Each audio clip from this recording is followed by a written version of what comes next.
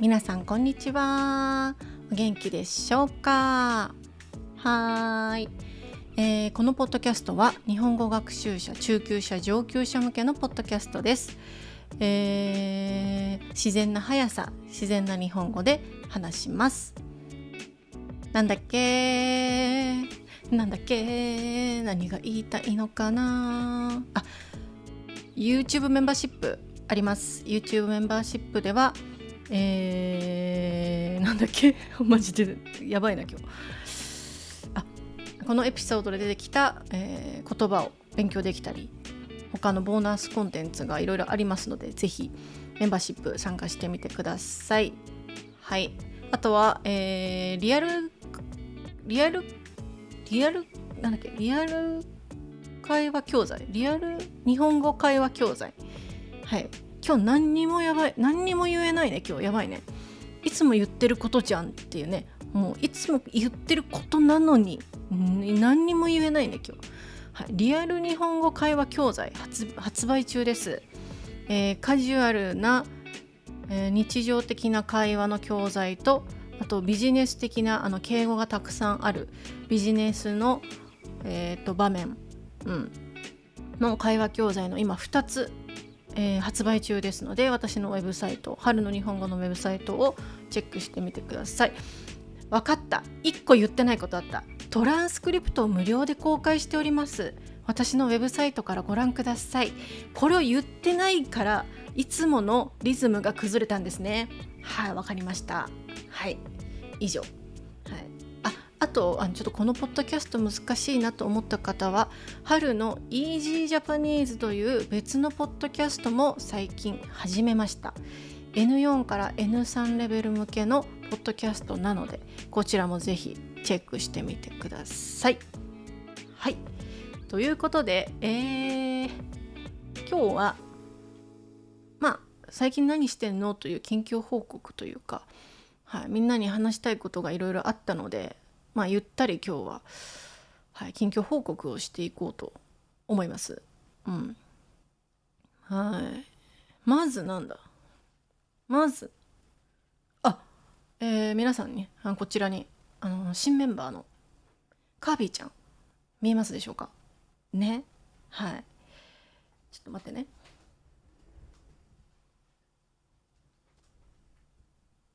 はい、でかすぎだろっていうね、でかカービーがねいるんですけど、またね UFO キャッチャーで撮ってしまったんです。はい。最近ですね、実はアメリカの友達、昔シェアハウス一緒に住んでいたアメリカの友達が遊びに来ていて、家に、遊びに来てたっていうか泊まってたんですね、お家で。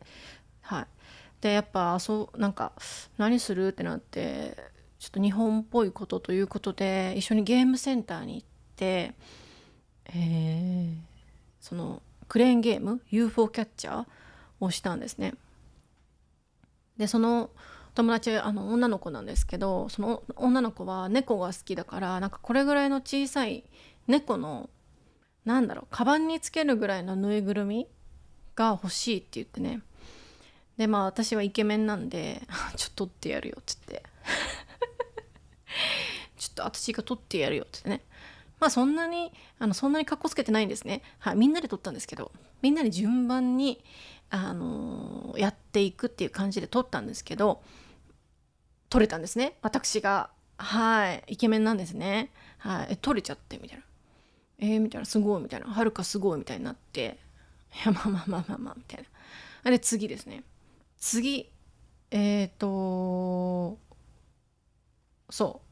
彼氏はこのカービーちゃんが欲しいと言ってね。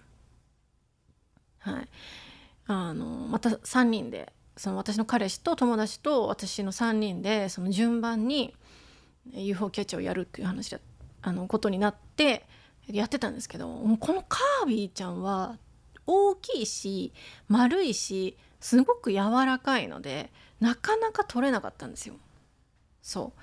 でもやっぱさ UFO キャッチャーってさ、取れないとさちょっと空気悪くなるじゃん。これいつやめんのみたいな。てか いくらお金かけたら取れるんですかみたいな空気になりますでしょ。はい。で大体1人1,000円ずつぐらい使ったかなぐらいの時に私のターンになりまして、やったんですね。で取れたんですね。すごくないですか。2連チャン。その友達が欲しいっていう猫のやつも取ったし、その彼氏が欲しいって言ってカービィも取って、イケメンすぎじゃねと思って私自分で思いました。そしてまだまだあります。最後に私が欲しいものを取りに行ったんですね。こちらです。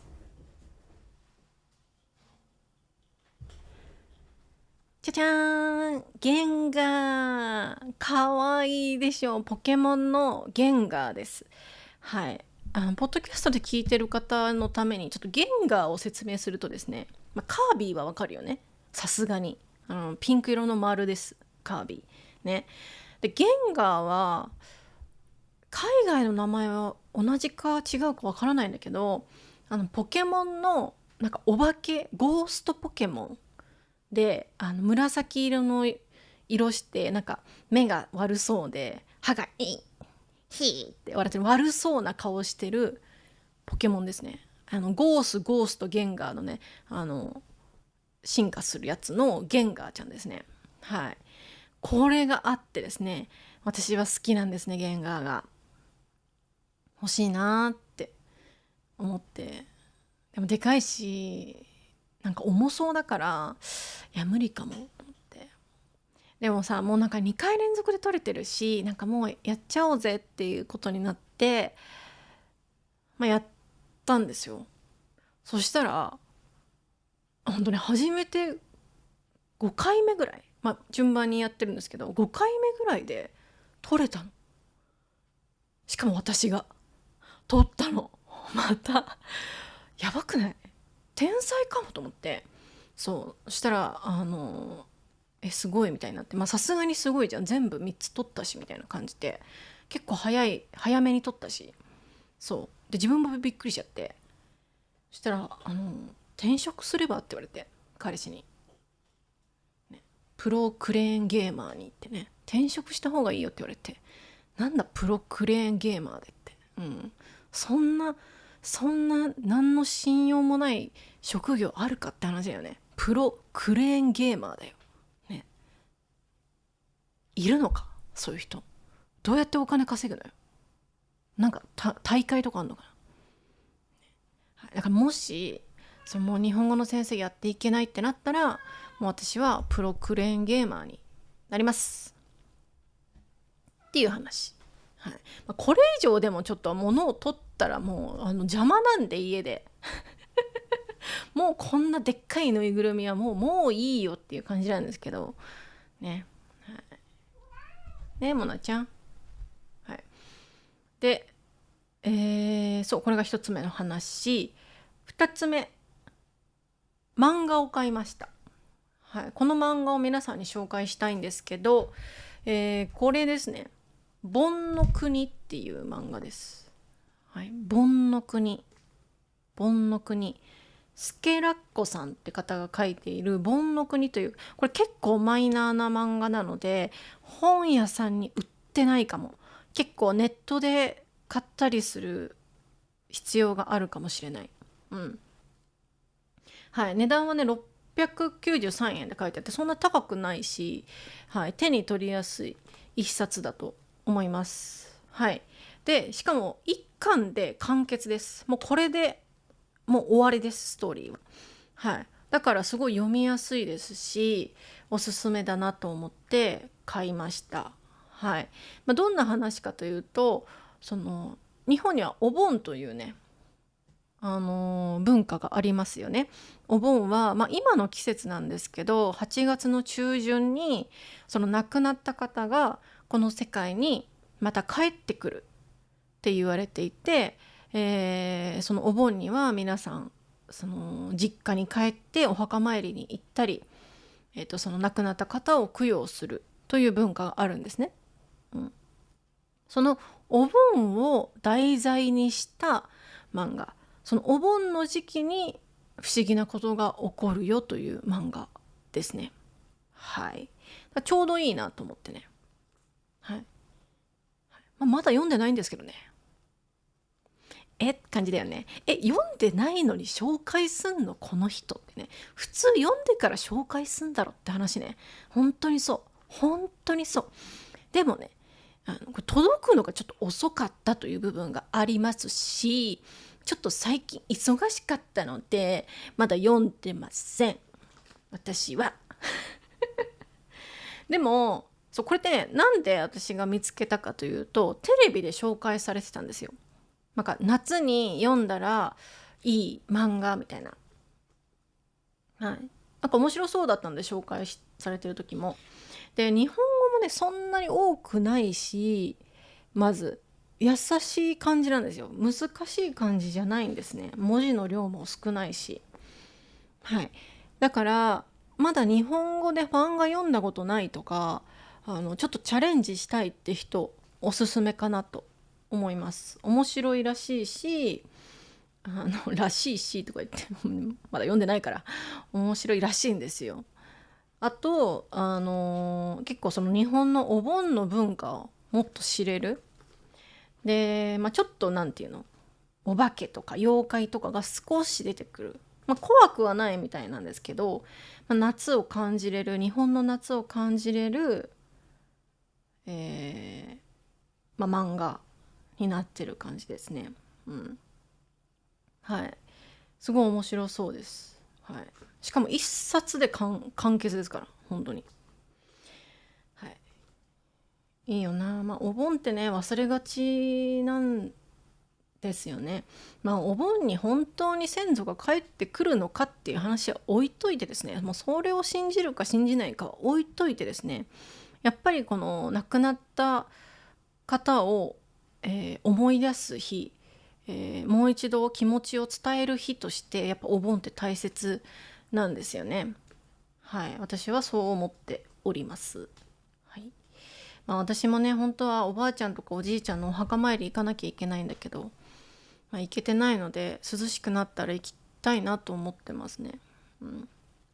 はい、皆さんは行ってる？ちゃんとお墓参り。うん。ね。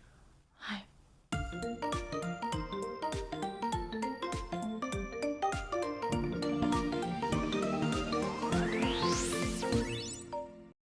あとはですね、旅行の計画の話です。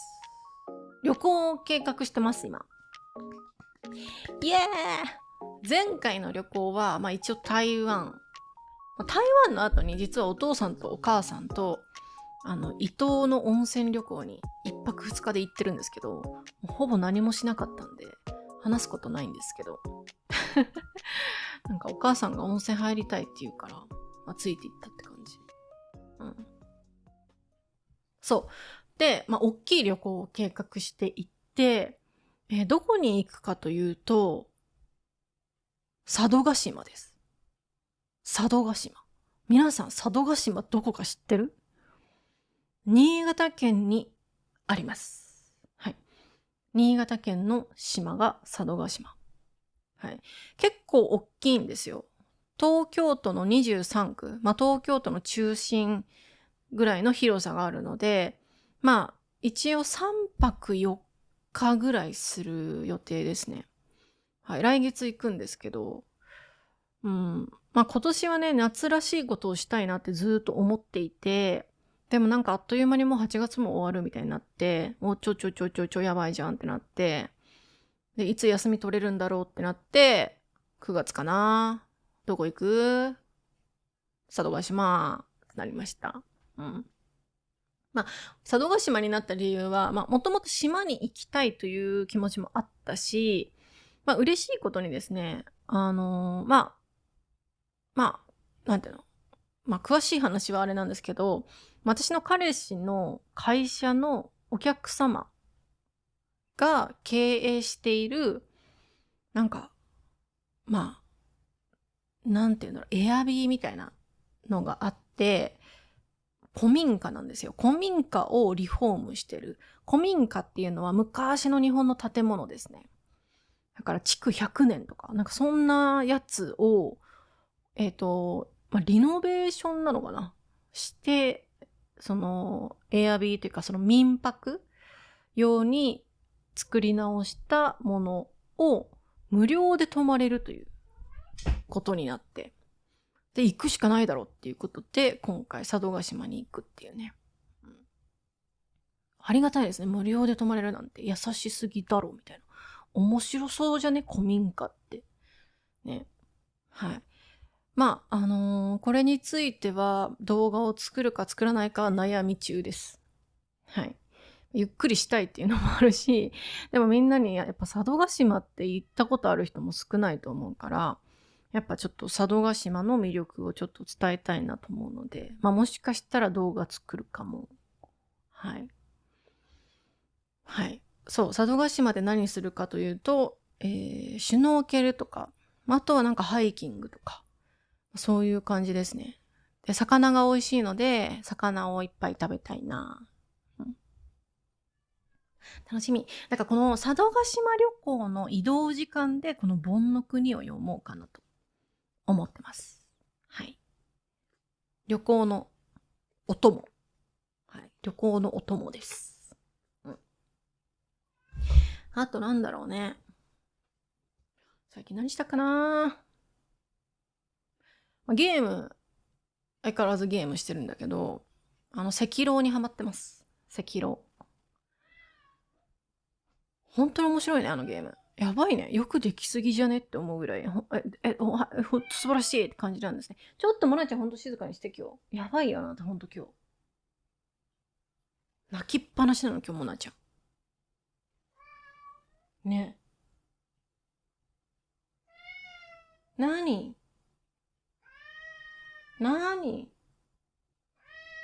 おいでこっち。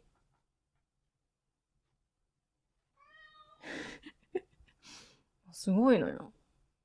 そう最近ね、モナちゃんすごい甘えん坊で、ずっと一緒にいたいですみたいな感じで、もう可愛いんですけどね。可愛いんですけど、ポッドキャストの撮影が進まなくて。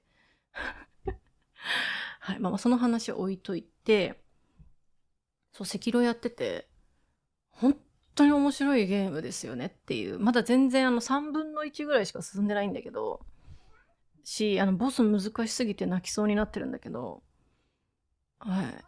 面白いですね。なんか、ただただ難しいとかじゃないんだよね。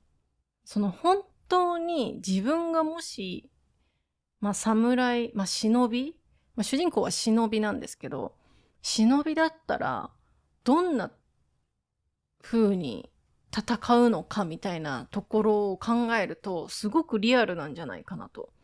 はい。なんか敵も、バケモンいるんですけど、なんかもうこいつバケモンだろみたいな、なんか人間じゃねえだろこのサイズみたいな。なんで3メートルぐらいあんだよこいつみたいなね。おかしいだろっていう、なんかでかい、なんかバケモンもいるんですけど、基本的に相手も侍なんですよ。なんとか将軍とか。ちょっと待ってください。モナちゃんがちょっと。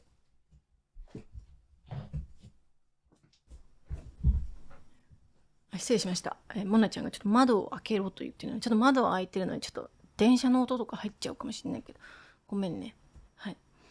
そう、そう、相手が侍とか将軍なんで、人間なんですよね。だからね、その戦い方もリアルというか、なんて言うんだろう。そう。で、なんか、やばいやつもいるんですよ。なんか雷とか、なんか善逸みたいな、鬼滅の刃の善逸かなみたいな感じで、雷とか出してくる侍いるんですけど、無理だろ、普通の人はっていうね。おかしくねみたいなね、ボスもいるんですけど、基本的になんか、ちゃんと刀で戦ってくるので、そう、なんだろう。なんか、現実に割と近い敵。うん。で、主人公も、最強主人公じゃないんですよ。強いんだけど、普通の人間の忍びですねっていう感じの設定で、そのレベルアップとかもそんなにないんですよ。そう。忍術を覚えるぐらい。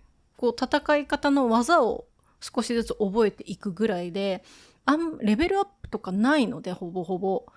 だからなんかリアルなんですよ。本当になんか人と人との戦いをゲームでやってるっていうアクション感がすごく好きですね。うん。そう。で、その道中のそのボスに行くまでの道、その道中の敵って大体雑魚じゃん。なんか、えいパンってやったら、わーみたいな。もう雑魚、はい、雑魚ばっかみたいな感じになることがよくあると思うんだけど、道中の敵もみんな侍だから、しっかりガードとかしてくんのね。ね。なんかしっかり戦ってくんの。だから、油断したら本当にすぐに負けるし、敵に囲まれたら終わりなので、なんか本当リアルに、もし自分が忍びで戦ってたら、こんな感じになるのかな。まあちょっとファンタジー入ってますけど、もちろん。もちろんのことゲームなんでファンタジーあるんですけど、なんか、リアル、なんかただただ難しい死にゲーではなく、その侍の生き方、忍びの生き方をよりリアルに忠実に表しているゲームなのかなと思って、すっごい面白いですね。うん。まあ、やっぱり日本人としてやっぱ忍びの遺伝子あるかなと思ってるんで、やっぱちょっと忍びの血が騒ぐというか、はい。ね。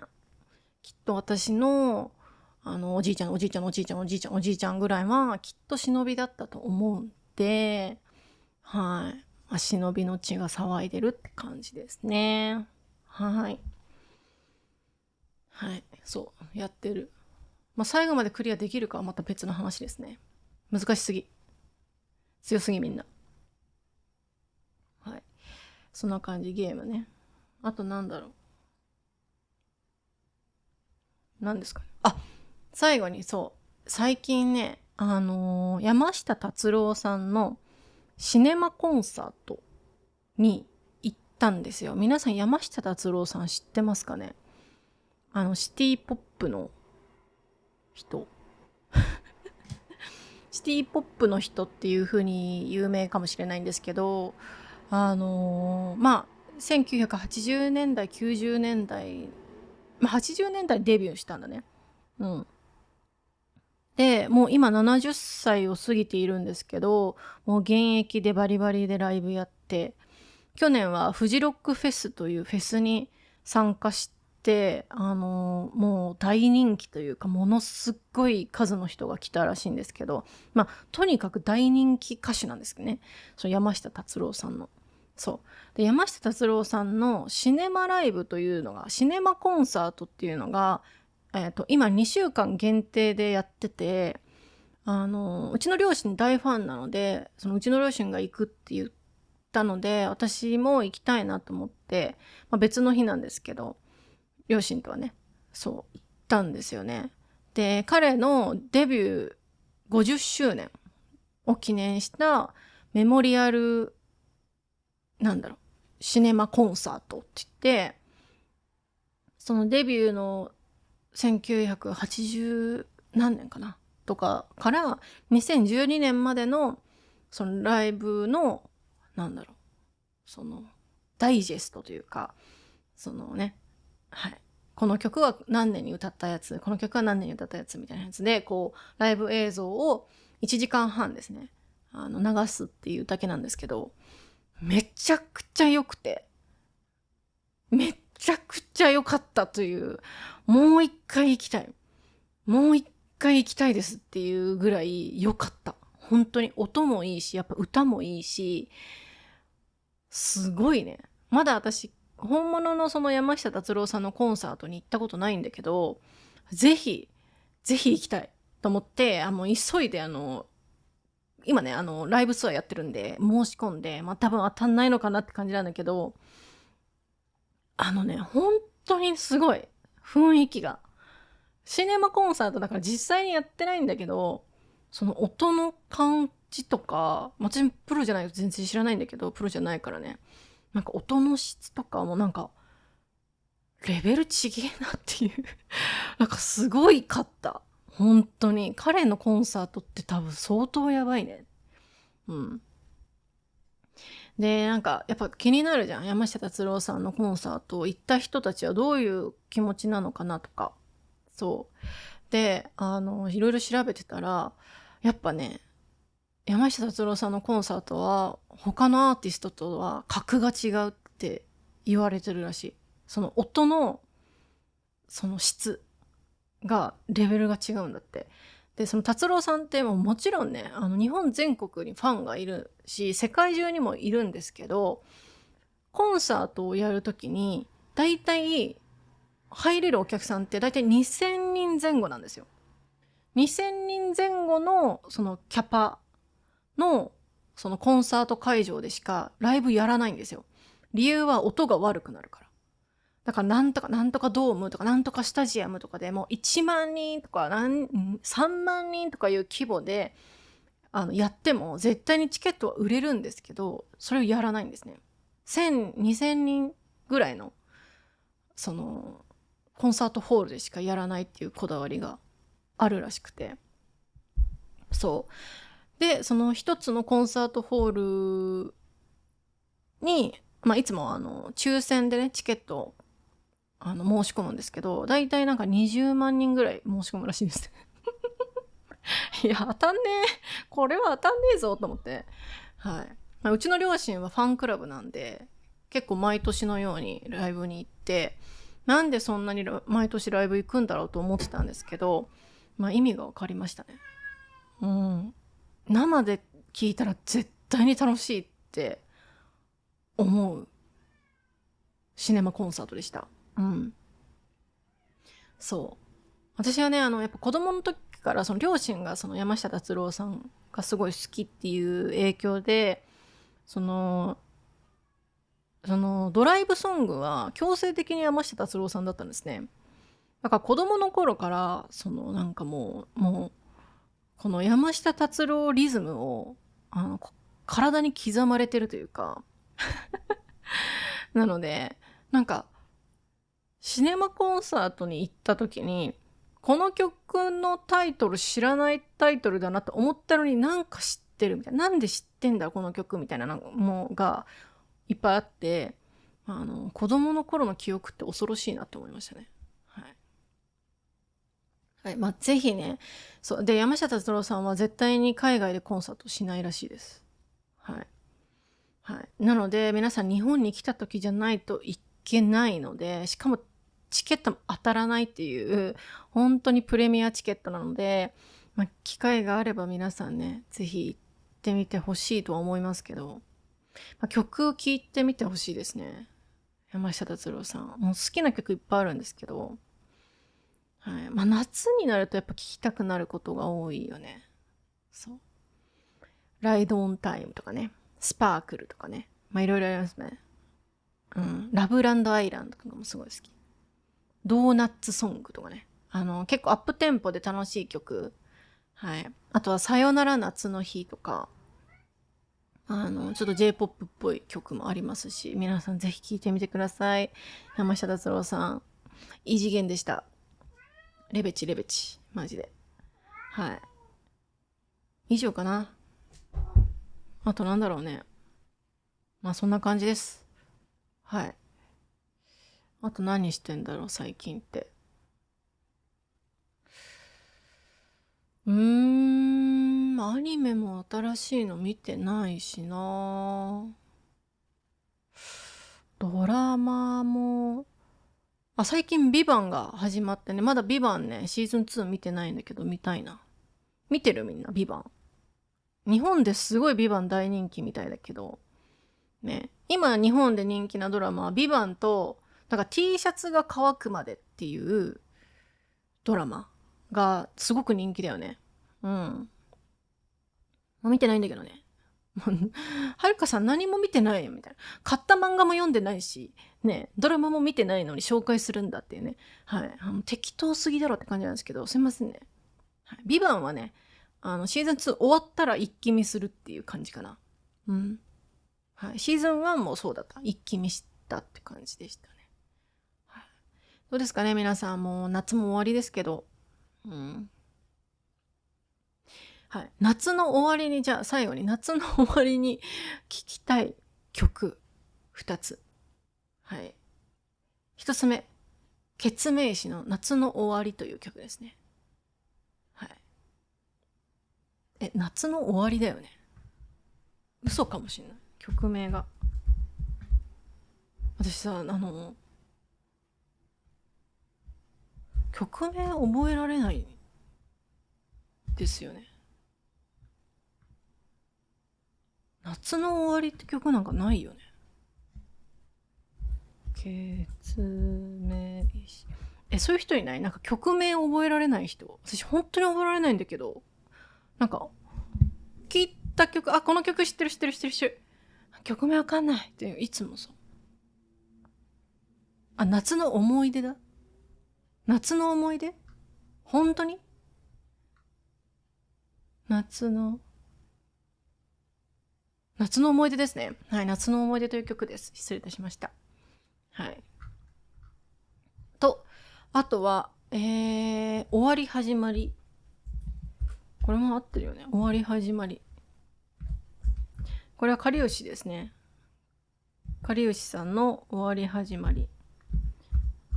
これは夏だけじゃないんだけど、夏によく聴きたい曲。はい。終わり始まりは本当に歌詞もとってもいい曲で、私は本当学生時代からこの曲をいつも聴いていて、なんかこうやっぱ夏休みの終わりとか、なんかこう楽しかったことが終わることがある時に聴きたくなる曲なんですよね。終わり始まり。ぜひ皆さん聴いてみてください。終わり始まり。歌詞もねチェックしてみてください。はい。かりゆしさんの曲なんですけど、なんだろうね、沖縄のさ、沖縄出身アーティストってマジ多くて、日本で沖縄出身アーティストの曲って本当にいい曲多いんだよね。沖縄も行ってっす。はい。ということで今日はここまで。なんかこうまとまりのない話をしましたけど、最近の私の話でした。みんなは最近何してるかな？なんか教えて。最近なんか面白いこととかハマったこととかなんかあれば教えてください。ということで以上。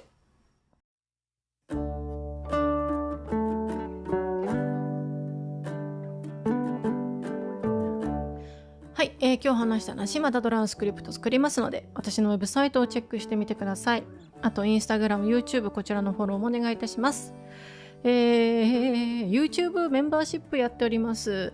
ニュースライブとかもやっていて、日本のニュースについて、簡単に説明したり、簡単にではないかも、N2、N1 ぐらいのレベルで説明している、ライブをメンバー限定でやってますので、ぜひ見てみてください。アーカイブも残っております。はい。